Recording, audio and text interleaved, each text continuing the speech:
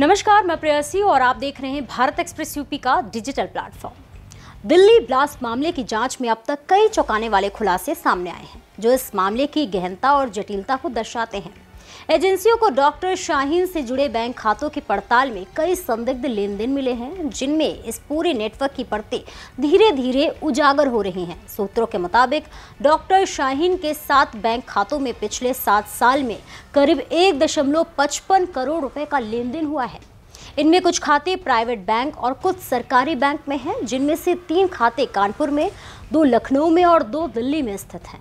एजेंसियां यह पता लगाने में जुटी हैं कि यह रकम किस स्रोत से आई है और किसे भेजी गई।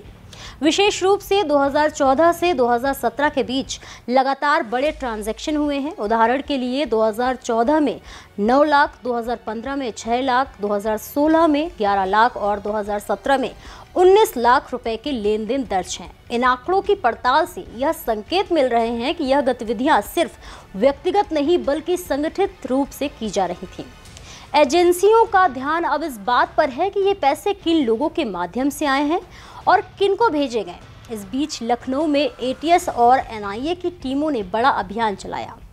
सूत्रों के मुताबिक एनआईए और आईबी के इनपुट पर राजधानी के पारा और आसपास के कई इलाकों में आधा दर्जन से अधिक ठिकानों पर छापेमारी की गई। यह कार्रवाई उन लोगों के खिलाफ है जिनका डॉक्टर शाहीन और डॉक्टर परवेज से सीधा संपर्क रहा है। एटीएस ने इस अभियान में 13 संदिग्धों को पूछताछ के लिए उठाया है।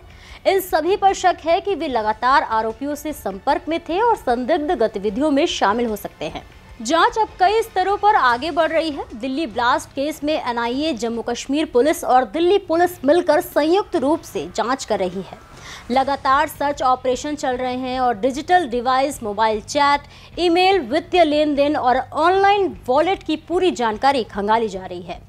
जांच अधिकारी मानते हैं कि यह पूरा नेटवर्क कई राज्यों में फैला हो सकता है, इसलिए कार्रवाई का दायरा लगातार बढ़ाया जा रहा है।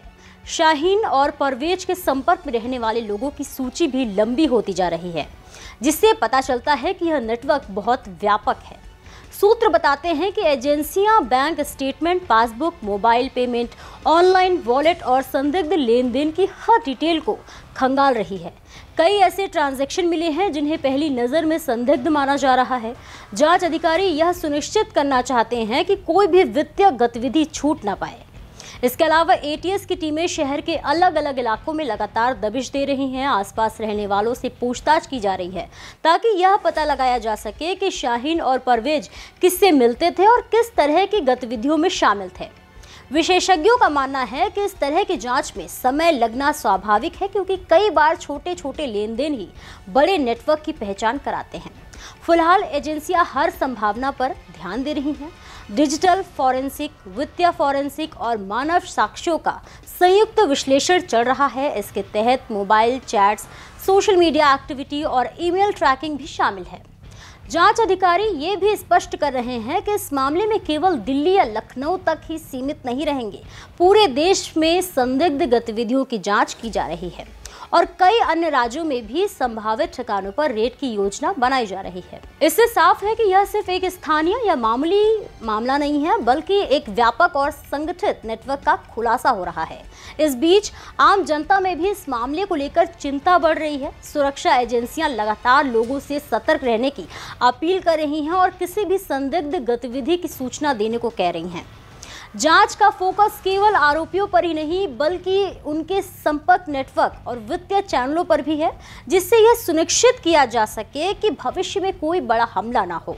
कुल मिलाकर दिल्ली ब्लास्ट की जांच अब पहले से कहीं अधिक विस्तृत और जटिल हो गई है। बैंक लेन देन, डिजिटल संचार और संदिग्ध संपर्कों की जांच के बीच यह साफ हो गया है कि यह मामला केवल अपराध की घटना नहीं बल्कि एक बड़े नेटवर्क की पहचान और उसके खिलाफ कार्रवाई का मामला है। जैसे जैसे जांच आगे बढ़ेगी, नए खुलासे और जुड़े संदिग्ध सामने आते रहेंगे और एजेंसियों की नज़र हर छोटे संकेत पर बनी रहेगी। फिलहाल के लिए इतना ही। ऐसे ही और भी तमाम खबरों को देखने के लिए देखते रहिए भारत एक्सप्रेस यूपी।